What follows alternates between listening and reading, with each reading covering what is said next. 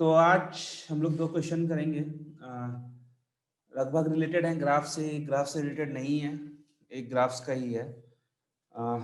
थोड़े पूछे जाते हैं इंटरव्यू में, सिंगल साइकिल वाला थोड़ा ज़्यादा पूछा जाता है, तो वही करेंगे। तो सिंगल साइकिल क्वेश्चन ऐसे नाम से लगता है कि हमें साइकिल बनानी पड़ेगी, और हमें साइकिल नहीं बनानी है। हमें क्या करना है, असल में हमें कोई एरे इनपुट दिया गया होगा, और उस एरे को हमें बताना है कि वो एरे के अंदर एक साइकिल फॉर्म होती है कि नहीं है। तो पहले मैं एक एरे का एग्जांपल ले लेता हूँ। ओके, तो ओके, तो जैसे वाइट आ जा, ठीक। ओके, तो जैसे मेरे एक एरे दिया गया है, क्या है, 2 2 -1 1, ठीक है। तो ये मुझे एक इनपुट दिया जाएगा, ये मेरा इनपुट हो जाएगा। एक एरे मुझे इनपुट दिया जाएगा, और इसमें जो नंबर दिए हैं, इन नंबर का ये मतलब है कि आप इसमें 2 जंप कर सकते हो, मतलब जितना नंबर है आपको उतनी जंप लगानी है। एग्जाम्पल के तौर पे यहाँ पर मेरे पास 2 है, तो 2 का मतलब है कि मैं इस नंबर से 2 जंप्स लगाऊंगा एक एक डिजिट की, तो 1 2, तो मैं आ जाऊंगा -1 पर। -1 का मतलब है कि मैं 1 जंप पीछे करूंगा, मतलब मैं एक नंबर पीछे जाऊंगा। तो -1 से मैं आ जाऊंगा -1 से मैं आ जाऊंगा 2 पर। फिर 2 का मतलब है 2 जंप्स, तो 1 2, फिर 1 का मतलब है 1 जंप, तो ये एक कदम आगे जाएगा। लेकिन एक कदम आगे क्यों नहीं है, तो ये इसे रोटेट करके पीछे ले आएगा। मतलब अगर आपका एरे खत्म हो गया है तो आप एरे की स्टार्ट से शुरुआत कर दोगे, तो एक सर्कुलर बन जाएगा। फिर से एक बार रिपीट करता हूं,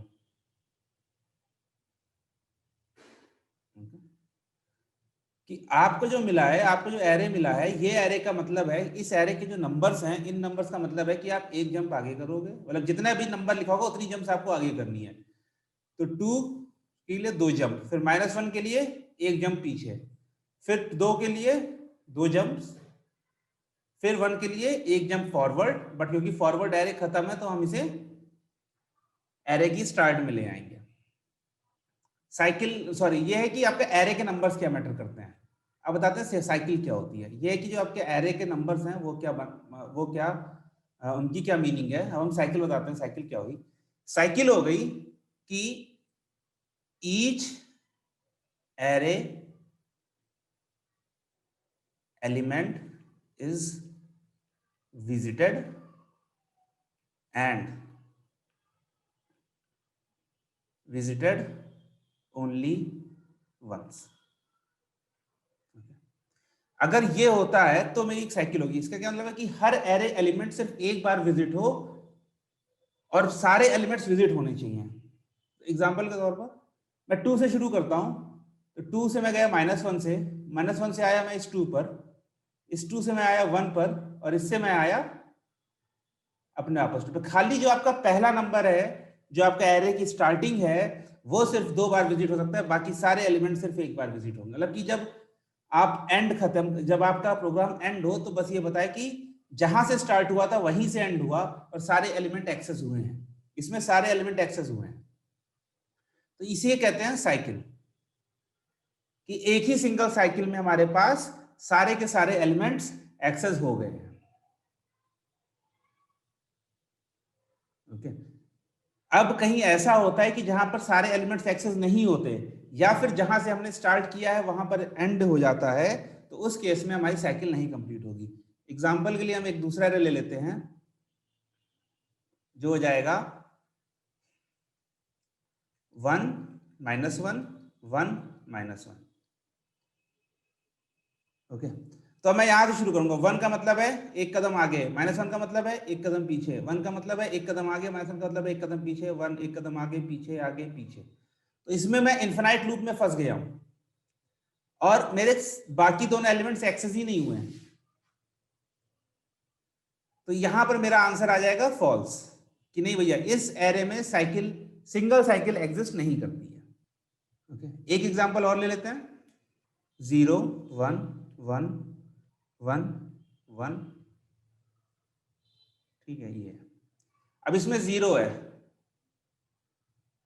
तो 0 आ गया तो कहीं जंप ही नहीं करेगा तो ये यहीं का यहीं रह जाएगा, इसका आंसर भी फॉल्स हो जाएगा। हाँ, अगर यहाँ से मेरा होता 1 1 1 1 1 तो मैं ऐसे जाता जाता और इसमें एक कदम और जाता तो मैं पीछे आ जाता, तो यहाँ पर मेरा ट्रू हो जाता।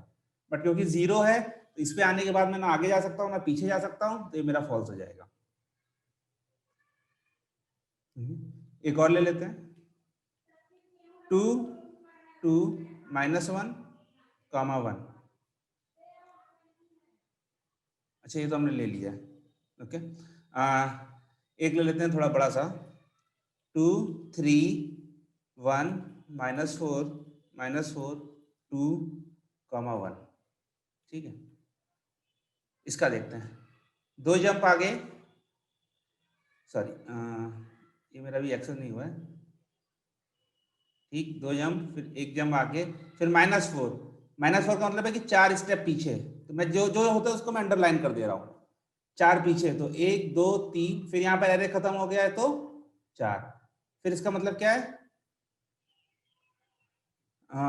इसमें 1 नहीं होगा, 4। तो मेरे पास आया 2, 2 का है 2 कदम आगे, तो इसके आगे एरे शुरू हुआ 1 2, ये हो गया। 3 का है 3 कदम आगे, 1 2 3, इस वाले -4 पर आ गया, इसका मतलब है -4 पीछे, तो 1 2 3 4, तो मैं वापस 2 पर आ गया हूं।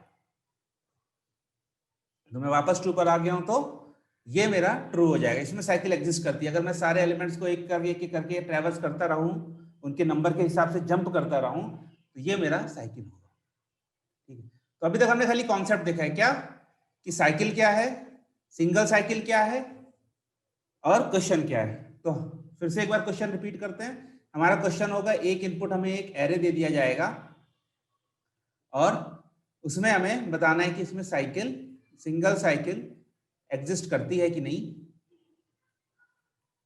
और अब इस सारे कंडीशन है, इसमें निगेटिव नंबर भी हो सकते हैं। ठीक है, निगेटिव नंबर हो सकते हैं, फ्लोटिंग नंबर्स नहीं हो सकते हैं, फ्लोटिंग पॉइंट, फ्लोटिंग वैल्यूज नहीं हो सकती, क्योंकि 2.3 की जंप का क्या मतलब है। 2.3 अगर आप जंप करना चाहते हो तो इसका क्या मतलब है, इसका कोई मतलब नहीं है। तो निगेटिव नंबर हो सकते हैं, हम आगे पीछे जा सकते हैं, और अगर आपका एरे क्रॉस करता है तो हमें घूम के आना है।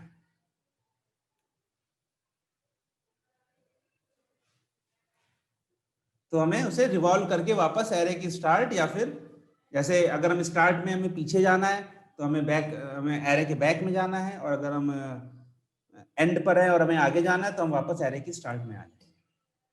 तो ये सब चीजें हैं। ये क्वेश्चन है जो काफी पूछा जाता है। तो इसको देखते हैं कैसे करते हैं। मैं फिर से अपना एरे ले लेता हूँ, 2 2 -1, 1। ठीक है, तो जैसे मेरे पास जब ये पहली बार क्वेश्चन आया था तो मैंने एक सिंपल सा अप्रोच यूज किया था। वो अप्रोच क्या था कि मैं इसी साइज का एक एरे ले लूंगा। ओके, मैं इसी साइज का एक एरे ले लूंगा।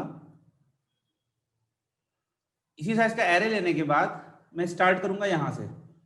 तो मुझे पहले मैं यहां पर हूं, ठीक है, तो इसको मैं अभी कुछ नहीं करूंगा, मैं स्टार्ट करूंगा अपने पहले एलिमेंट से। पहले एलिमेंट में मुझे 2 स्टेप जाना है, तो मेरा इंडेक्स 0 था, 0 में 2 स्टेप जाना है, तो मेरा इंडेक्स हो जाएगा 2। तो मैं सेकेंड इंडेक्स पे जाकर इसकी वैल्यू सेट कर दूंगा 1। फिर 1 का मतलब है कि मैं इस इंडेक्स को मीट कर चुका हूं, इस इंडेक्स को मैं काम कर चुका हूं। ठीक है, फिर -1 से मेरे पास इंडेक्स आ गया 1, तो 2 में मतलब कि 1 स्टेप पीछे, तो मैं इसमें -1 जाऊंगा, तो मैं इसको कर चुका हूं। फिर मेरे पास आया वैल्यू आई 2, तो फिर मुझे 2 स्टेप्स आगे जाना है, तो 2 स्टेप्स आगे जाना है, तो मैं 1 + 2 हो गया 3, तो थर्ड इंडेक्स को भी मैं 1 कर दूंगा। फिर मेरे पास आया 1 से मुझे एक स्टेप आगे जाना है, तो अब एरे खत्म हो गया, तो मुझे एरे की स्टार्ट में जाना है, तो मेरे पास आ गया। जब मेरे पास ये सारे एलिमेंट्स हो जाएंगे तब मैं चेक कर लूंगा क्या इस एरे में कोई भी वैल्यू 0 है। इफ एनी वैल्यू इज 0 तो मैं कर दूंगा रिटर्न फॉल्स, क्योंकि मेरा क्या कंडीशन है, सिंगल साइकिल कंडीशन क्या है, हर एरे का एलिमेंट एक बार विजिट होना चाहिए, या फिर कोई भी एलिमेंट की वैल्यू ग्रेटर देन 1 है,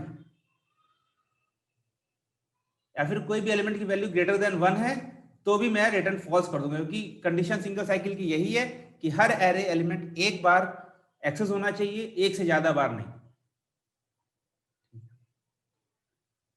तो ये एक मैंने सिंपल लॉजिक सोचा था जब मेरे पास पहली बार ये क्वेश्चन आया था कि सेम साइज का एरे बनाओ, उसको इटरेट करते जाओ, जब हमारा खत्म आ जाए, जब हमारे सारे एलिमेंट्स हो जाएं, या फिर जब हम वापस मतलब जितने एलिमेंट्स है उतनी बार हमारा लूप चलेगा, जब उतनी बार लूप चल जाए मेरा, तो मेरे पास एरे के अंदर सारी वैल्यूज 1 होनी चाहिए, ना 1 से छोटी होनी चाहिए, ना 1 से बड़ी होनी चाहिए। अब इसमें क्या था कि इसमें भी हम लोग टाइम ले रहे थे O ऑफ n, क्यों? क्योंकि हम हर एलिमेंट को एक बार एक्सेस कर रहे हैं। और दूसरी चीज कर रहे थे हम कि एक एरे, ये मतलब ये हो गई थी टाइम की O ऑफ n क्यों है? क्योंकि सारे एलिमेंट्स मेरे एक बार एक्सेस हो रहे हैं, और स्पेस मेरा हो जा रहा था O of n again, O of n again. और वो space O of n array again क्यों हो रहा था? क्योंकि मैं उसी साइज का, जितने मेरे पास एलिमेंट्स है उसी साइज का मैं वो ले रहा था, उसी साइज का मैं एक एरे बना रहा था। तो मेरा एरे क्योंकि उतनी स्पेस ले रहा है तो O ऑफ n हो गया, और टाइम वाइज भी हो गया O ऑफ n। बट एक तरीका इससे बेटर भी है, जिसमें टाइम तो मेरा O ऑफ n लगेगा, बट स्पेस मेरा O ऑफ 1 हो जाएगा, कॉन्स्टेंट स्पेस। ओके, ठीक है, इसका कॉन्सेप्ट देख लेता हूँ एक बार फिर से। क्या था?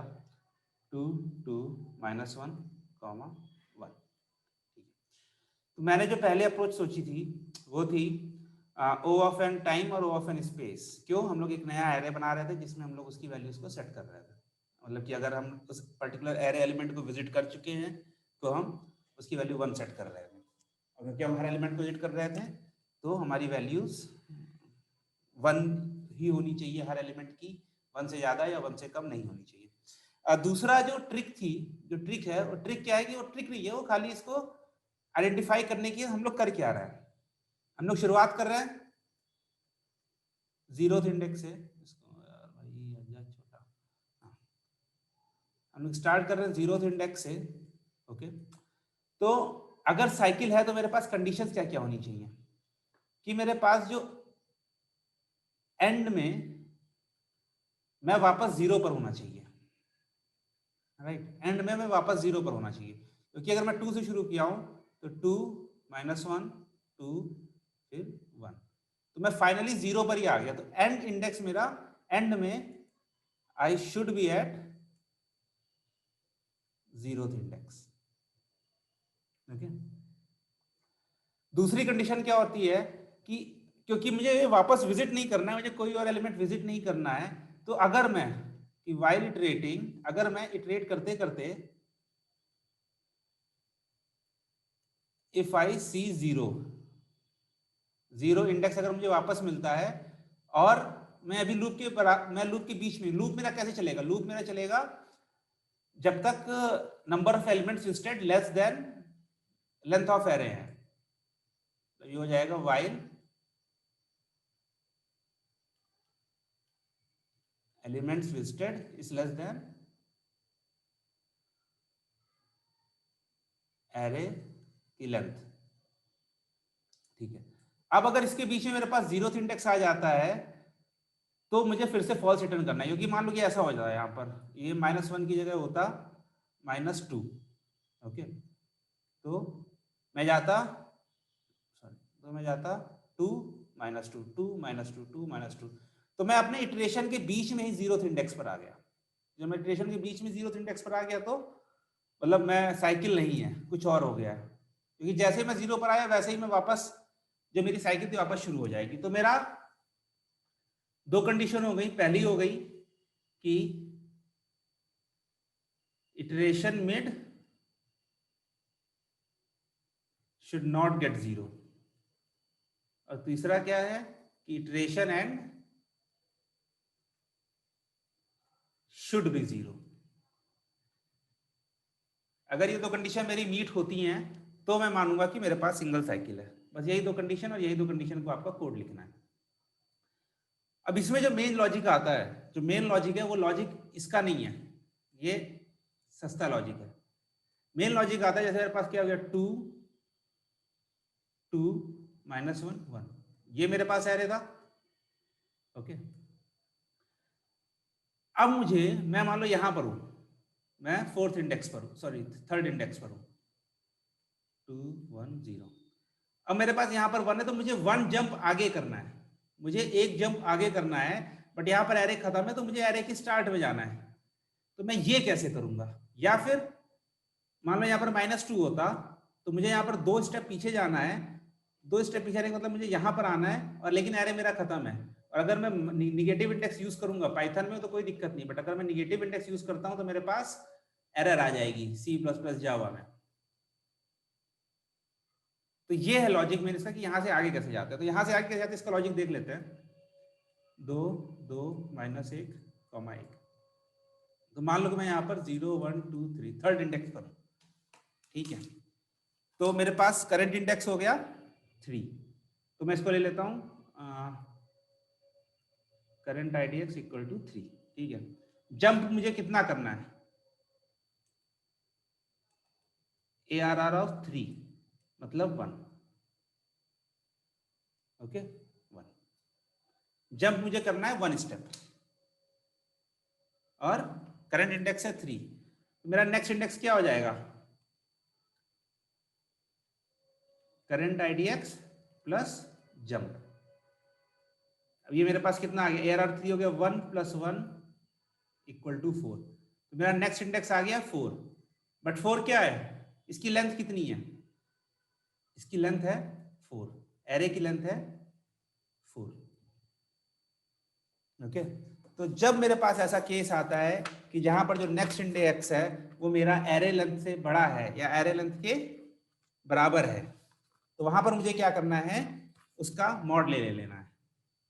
मतलब नेक्स्ट IDX डिवाइडेड बाई 4, मेरे पास आ गया 4 डिवाइड बाई 4, इसका रिमाइंडर आएगा 0, तो मेरा नेक्स्ट इंडेक्स क्या आ जाएगा? 0 यहां पर। ये समझ में आ रहा है एरे में हमें कैसे ट्रेवर्स करना है? कि अगर हमें लास्ट से आगे जाना है तो हमें फिर, अगर मेरा नेक्स्ट आइडिया, अच्छा तो मान लो मैं यहां पर होता 1 पर, ठीक है, मैं 1 पर होता, 1 पर मेरे पास करंट इंडेक्स है 1, करंट इंडेक्स है 1, जंप है मेरे पास, कितना जंप करना है मुझे? 2, तो नेक्स्ट इंडेक्स हो जाता, नेक्स्ट आई हो जाता CI + J, तो जाएगा 1 + 2 इक्वल टू 3। ये एरे लेंथ से कम है, ये एरे लेंथ से कम है, तो मैं यहां पर आ जाता, मैं ऐसे ट्रेवर्स कर गया। तो ये मेरा कोड सही है, बस ये मेरा कोड तब चलेगा, मुझे परसेंटेज मतलब कि mod 4 तब करना है या mod लेंथ ऑफ एरे तब करना है जब मेरा next IDX greater than equal to length of array है। यहीं पर हम रिवर्स साइड में ले लेते हैं, 2 2 -1 1, ठीक है। अभी मैं यहां पर हूं, मान लो ये -2 होता, ठीक है, तो 0 1 2 3। अब यहां से मुझे 2 स्टेप पीछे जाना है, बट यहाँ एरे खत्म है, तो 2 स्टेप पीछे मेरे पास हो जाएगा इंडेक्स 2। अब मुझे ये लेकर आना है, ठीक है। करंट इंडेक्स 0 है, जंप कितना है? -2, ओके। तो नेक्स्ट इंडेक्स क्या आ जाएगा मेरे पास? 0 + -2 इक्वल टू -2, बट -2 का मतलब क्या है? तो जब भी मेरा नेक्स्ट इंडेक्स निगेटिव आ जाएगा, जब भी ये निगेटिव आएगा, तो मुझे बस उसमें एरे की लेंथ ऐड कर देनी है। तो -2 + 4 इक्वल टू 2, ये देखो मैं यहां पर आ गया,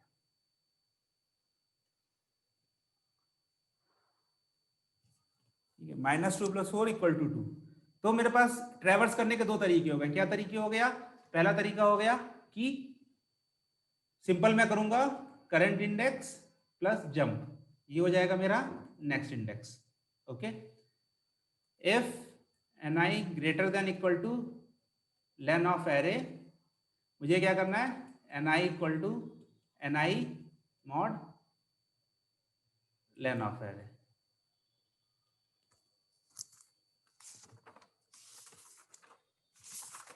ओके। और इफ ni लेस देन 0, तो मेरा क्या हो जाएगा? ni equal to ni plus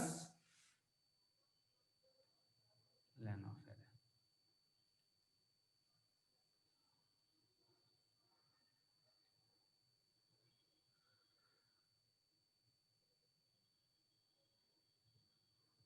बस ये मेरा लॉजिक हो गया ट्रेवर्सल का, और ऊपर वाला लॉजिक की मुझे दो कंडीशन मीट करनी है अपने क्वेश्चन को सिंगल साइकिल चेक करने के लिए।